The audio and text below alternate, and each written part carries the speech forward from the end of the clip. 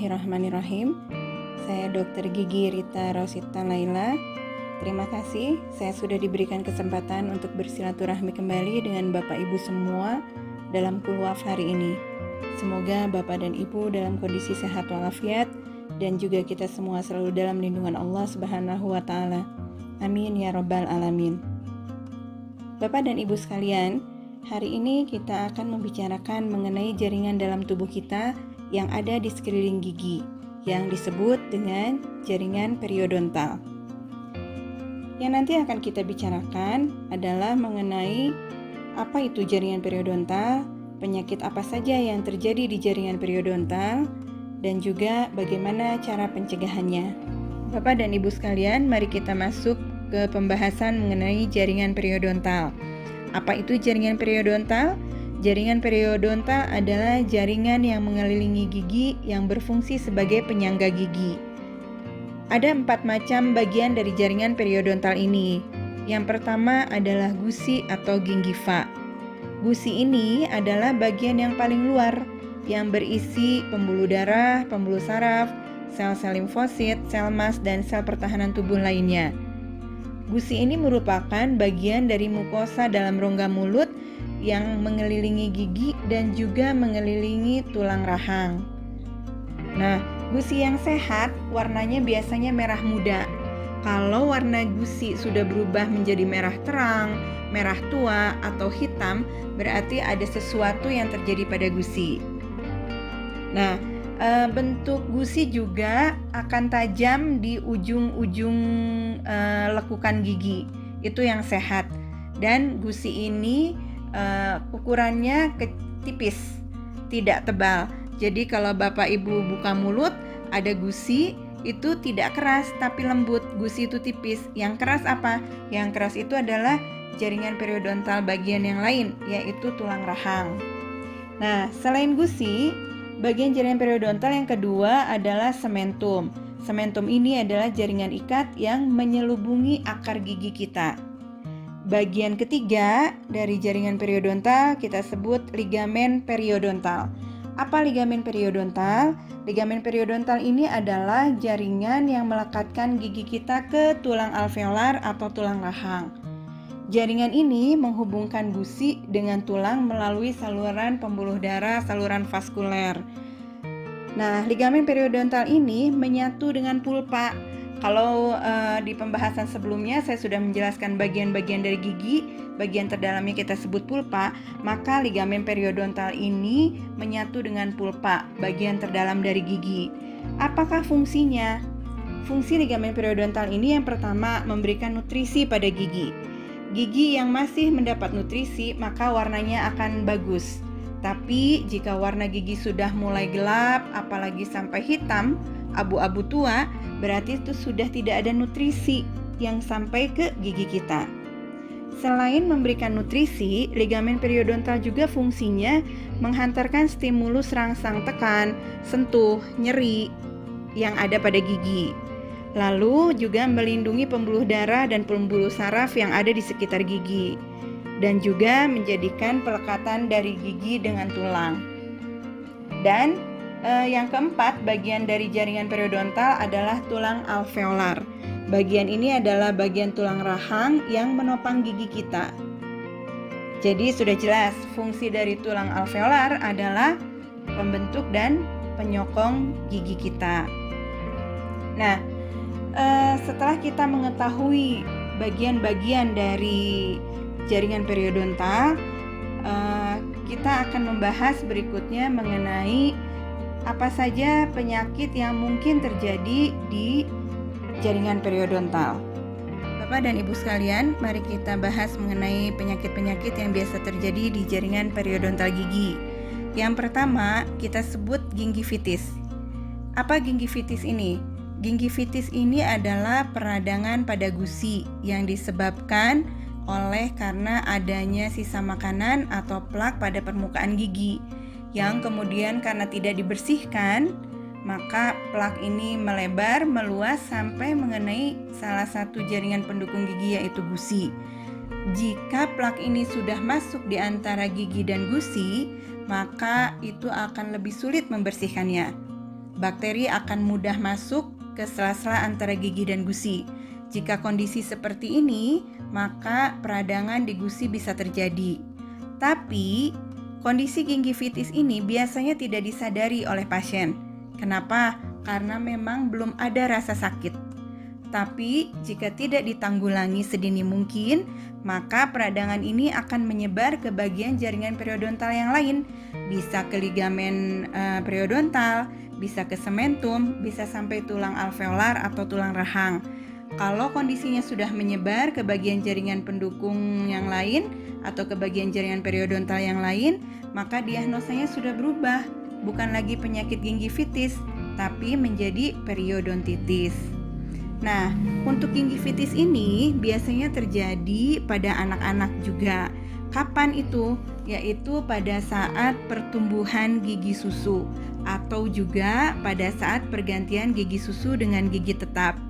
Dan ini biasanya juga bisa menyebabkan rasa sakit. Pada saat gigi mau tumbuh, itu nanti gigi yang mau keluar dari gusi, dari dalam itu, dia akan membuka gusi. Pada saat proses itulah, nanti biasanya suka ada sisa makanan masuk di antara gigi dan gusi.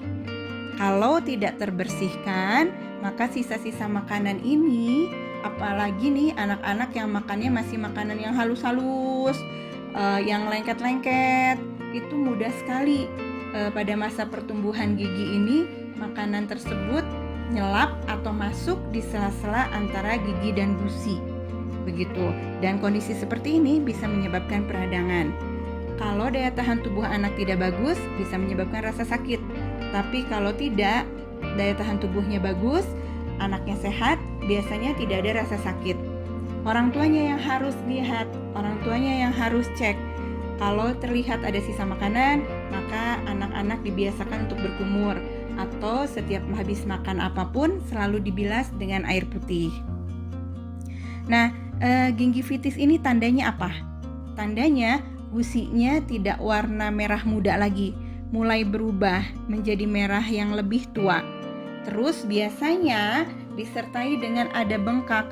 Jadi gusinya ini kalau dipegang empuk, seperti ada isinya, seperti ada cairannya. Dan warnanya biasanya mengkilat. Kadang bisa sampai berdarah. Yang kedua, penyakit yang terjadi pada jaringan periodontal yang kedua kita sebut dengan periodontitis. Kalau periodontitis, seperti yang sudah saya sebutkan sebelumnya, adanya penumpukan sisa makanan yang sudah sampai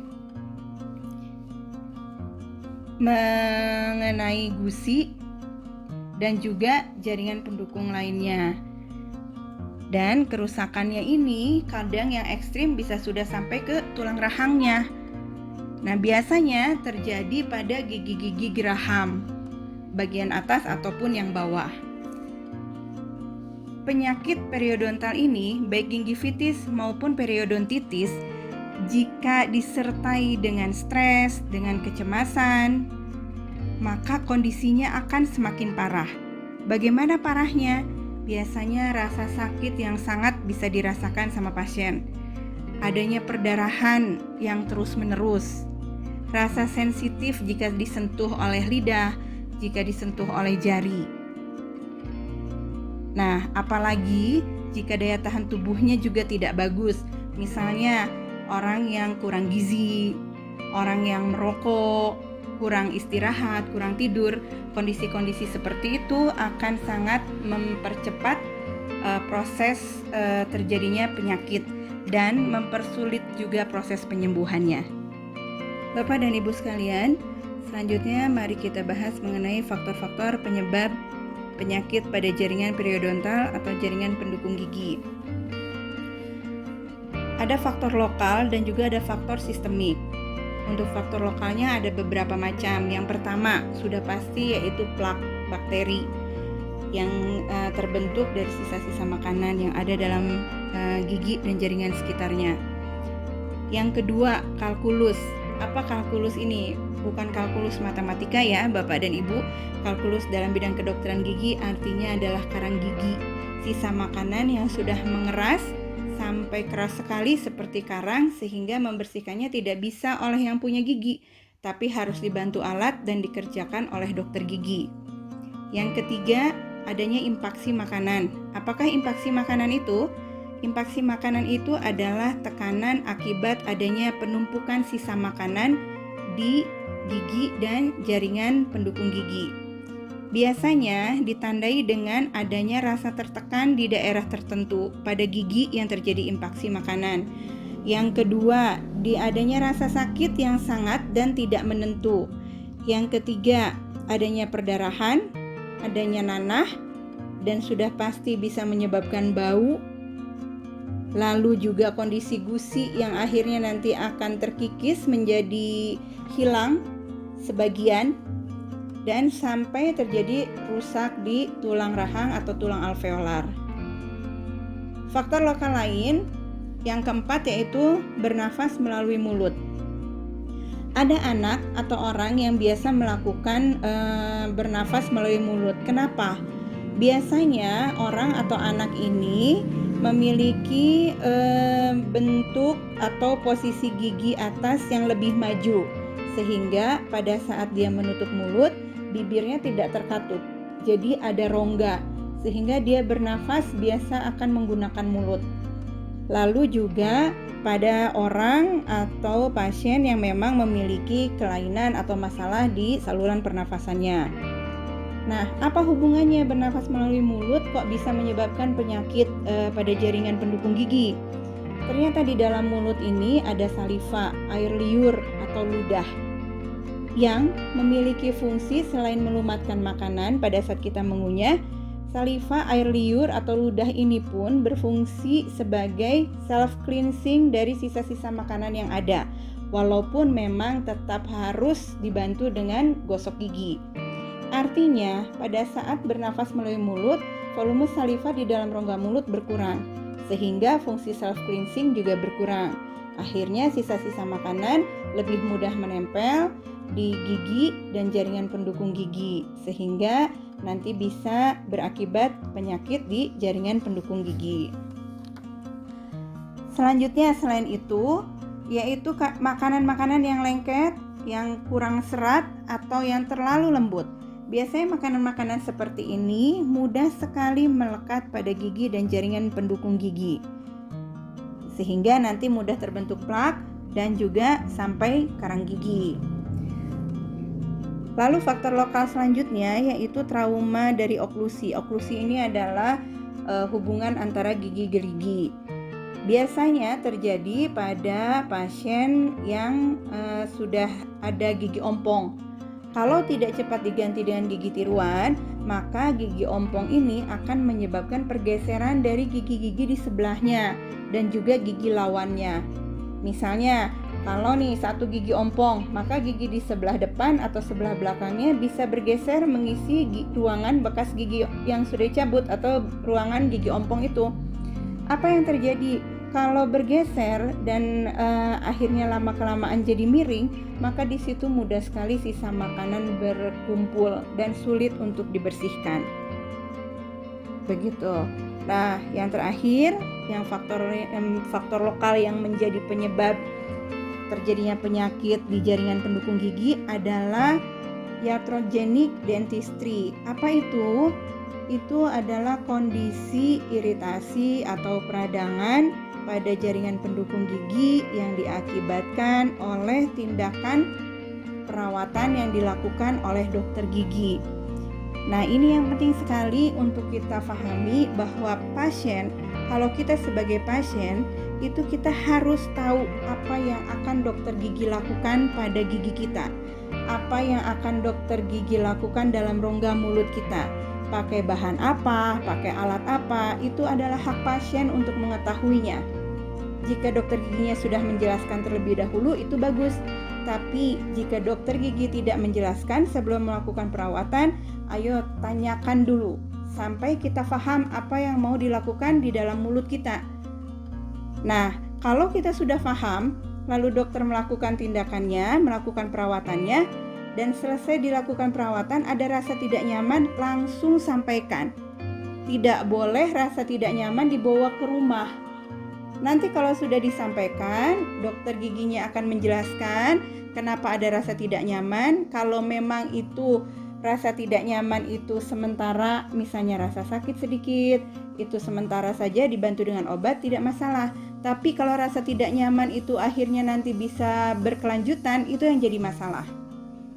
Misalnya nih ya, tambalan yang dibikin sama dokter gigi atau yang dipasangkan di gigi oleh dokter gigi ternyata mengganjal pada saat kita katupkan gigi.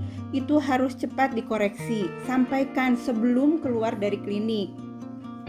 Begitu, salah satunya itu.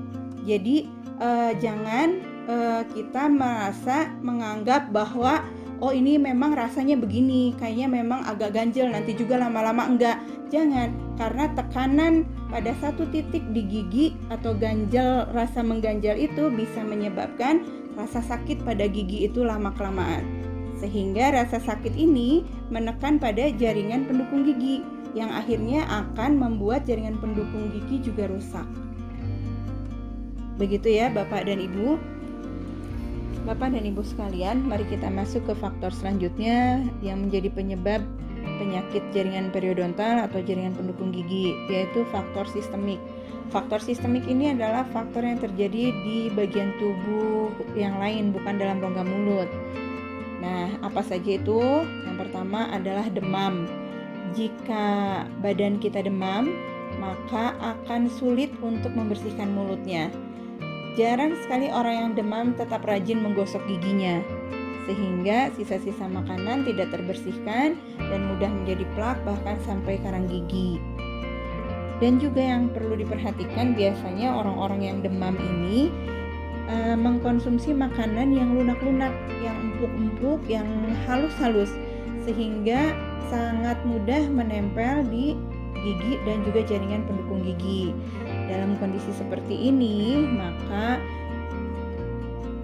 jaringan pendukung gigi lebih mudah rusak sehingga bisa menyebabkan penyakit. Yang kedua, faktor sistemik yang kedua adalah kekurangan vitamin. Vitamin apa? Vitamin C. Kenapa? Karena salah satu fungsi dari vitamin C adalah membentuk serat pada jaringan ikat di jaringan pendukung gigi. Artinya, jika kita kurang vitamin C, maka jaringan akan kekurangan daya untuk mempertahankan kondisinya supaya tetap bagus. Akhirnya yang terjadi ada inflamasi, ada peradangan, sehingga menyebabkan penyakit pada jaringan pendukung gigi. Faktor sistemik yang selanjutnya adalah penggunaan obat-obatan. Biasanya pada pasien yang memiliki penyakit tertentu yang harus mengkonsumsi obat-obatan tertentu teratur setiap hari dalam jangka waktu yang panjang, ini pun bisa mengakibatkan penyakit pada rongga mulut terutama di daerah gusi. Dan yang terakhir, faktor sistemik yang terakhir adalah hormonal. Hormonal ini biasanya berhubungan dengan hormon steroid, estrogen, dan progesteron. Biasanya banyak terjadi penyakit jaringan mulut pada masa pubertas.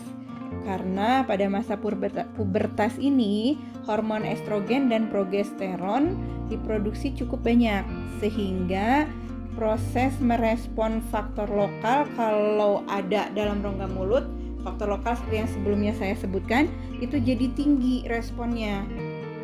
Akibatnya, apa yang terjadi jika faktor lokal ini ada dan tidak cepat diselesaikan, maka kondisi jaringan pendukung gigi pada anak-anak yang pubertas akan semakin tinggi. Bentuk hormonal yang lain yaitu pada kondisi menopause. Kalau pada kondisi menopause, sebaliknya, produksi hormon estrogen dan progesteron sudah mulai berkurang. Hal ini berhubungan dengan kondisi jaringan pendukung gigi juga. Misalnya gusinya jadi lebih tipis. Gusi yang lebih tipis kalau terpapar oleh faktor-faktor lokal yang sebelumnya sudah saya jelaskan, itu akan mempercepat peradangan dan mempercepat penyakit di gusi dan jaringan pendukung gigi lainnya. Atau misalnya yang contoh lainnya, pada orang yang sudah menopause maka akan terjadi osteoporosis. Osteoporosis tidak hanya terjadi pada kaki, pada punggung saja, tapi pada tulang di dalam rongga mulut, yaitu tulang rahang. Sehingga kalau tulang rahangnya menipis atau bahkan sampai terjadi kelainan atau penyakit pada tulang rahang, maka gigi akan mudah sekali goyang dan lepas tanpa ada rasa sakit. Begitu ya Bapak dan Ibu. Jadi ada 2 faktor yang menyebabkan terjadinya penyakit periodontal atau penyakit jaringan pendukung gigi. Yang pertama faktor lokal dan yang kedua faktor sistemik. Semoga setelah dijelaskan ini Bapak dan Ibu lebih paham dan lebih aware untuk cek di dalam mulutnya, cek tubuhnya, apa yang harus dilakukan supaya faktor lokal dan faktor sistemik ini tidak cepat mempengaruhi kondisi jaringan pendukung gigi. Jangan sampai malah jadi menyebabkan penyakit di jaringan pendukung gigi. Bapak dan Ibu sekalian, yang akan kita bahas terakhir adalah mengenai pencegahan penyakit periodontal. Apa yang bisa kita lakukan? Sangat mudah dan bisa dilakukan di rumah oleh semua Bapak dan Ibu, yaitu kita sebut dengan kontrol plaque. Apa yang dilakukan? Ya sudah pasti menggosok gigi sehari 2 kali, pagi sesudah sarapan pagi dan malam sebelum tidur. Bisa juga dengan bantuan alat bantu lain seperti dental floss atau benang gigi untuk membersihkan sisa-sisa makanan yang cukup besar atau yang ada di sela-sela gigi. Tidak disarankan untuk menggunakan tusuk gigi kayu yang biasa ada di resto-resto atau di rumah makan. Kenapa? Karena tusuk gigi kayu itu memiliki ketebalan yang cukup besar. Dan kalau penggunaannya dengan tekanan yang besar dari tangan kita, maka akan menyebabkan gusi jadi terkikis tanpa disadari dan tanpa rasa sakit. Gusi kan tipis seperti tadi sudah saya jelaskan. Kalau sering ketekan oleh tusuk gigi pada saat kita membersihkan sisa makanan, maka yang akan terjadi adalah gusi terkikis dan akan ada celah di antara gigi dengan gigi, sehingga makanan justru malah semakin sering nyelap atau masuk ke sela-sela gigi. Dan yang terakhir yang bisa dilakukan di rumah oleh Bapak dan Ibu yaitu kumur-kumur, rajin-rajin kumur setiap selesai makan makanan apapun, dan juga kumur setiap habis minum minuman yang berasa dan berwarna. Lalu pencegahan yang kedua adalah pencegahan yang dilakukan dalam pengawasan dokter gigi di klinik. Apakah itu? Yang pertama, membersihkan karang gigi yang biasa disebut dengan istilah scaling. Kalau saya sarankan lebih baik setelah scaling minta dilakukan polishing, yaitu memoles gigi yang sudah dibersihkan karang giginya supaya gigi kembali halus sehingga sisa makanan tidak mudah menempel kembali pada gigi yang sudah dibersihkan. Yang kedua, lakukanlah cek penambalan atau cek tambalan pada gigi-gigi yang memang sudah ditambal. Apakah tambalannya masih bagus ataukah sudah mulai rempil, sudah mulai ada yang patah sedikit-sedikit atau bahkan sudah pecah atau rusak. Kalau sudah seperti itu, minta dokter gigi untuk memperbaiki tambalan atau mengulang kembali tambalannya. Kemudian juga dicek apakah ada gigi yang sudah dicabut dan belum diganti dengan gigi tiruan. Akan lebih baik dan sangat disarankan untuk lebih cepat diganti dengan gigi tiruan agar tidak ada masalah pada jaringan pendukung gigi. Masalahnya apa? Seperti yang sudah saya jelaskan sebelumnya, hubungan gigi di depan dan di belakangnya juga hubungan dengan gigi lawannya. Dan yang terakhir adalah pada pasien-pasien yang memang sudah terlanjur ada penyakit pada jaringan pendukung giginya, maka sangat disarankan untuk kunjungan berkala ke dokter gigi agar supaya dokter gigi bisa melihat, bisa mengontrol kondisi jaringan pendukung giginya. Semoga dengan kunjungan berkala ini penyakit jaringan pendukung gigi atau penyakit periodontalnya tidak bertambah parah, bahkan yang diharapkan adalah sembuh. Begitu Bapak dan Ibu, semoga materi yang kita bahas berguna bagi Bapak dan Ibu semua. Silahkan jika ada yang ingin ditanyakan. Kalau waktunya kurang, silahkan langsung berkonsultasi dengan saya. Assalamualaikum warahmatullahi wabarakatuh. Untuk Pak Jajang, sebenarnya kalau tidak ada keluhan, tidak harus dilakukan tindakan. Tapi yang namanya keluhan itu tidak hanya sakit saja. Kalau di situ menyebabkan peradangan gusi, menyebabkan menumpuk sisa makanan, maka harus dilakukan tindakan. Untuk gigi bungsu, gigi pojok belakang yang posisinya miring, itu dilakukan tindakan pencabutan, tapi tidak seperti pencabutan gigi-gigi lainnya. Kenapa? Karena posisi yang miring ini butuh tindakan yang lebih lagi dibanding cabut gigi biasa, yaitu seperti operasi kecil. Tapi tidak usah takut, karena yang melakukan operasi kan dokternya. Pak Jajang tinggal duduk dan buka mulut saja. Nanti dilakukan penyuntikan terlebih dahulu supaya tidak sakit. Setelah itu, dokter akan membuka gusinya dan mengangkat giginya. Kalau ukuran gigi tidak terlalu besar, maka tidak dilakukan penjahitan. Tapi kalau ukuran gigi yang diambil itu besar, sehingga rongga yang terbuka juga cukup besar, apalagi disertai dengan perdarahan, maka akan dilakukan penjahitan. Nanti setelah seminggu, benang jahitnya harus dilepas lagi sama dokter gigi. Artinya harus kontrol kembali setelah 1 minggu untuk pembukaan jahitan.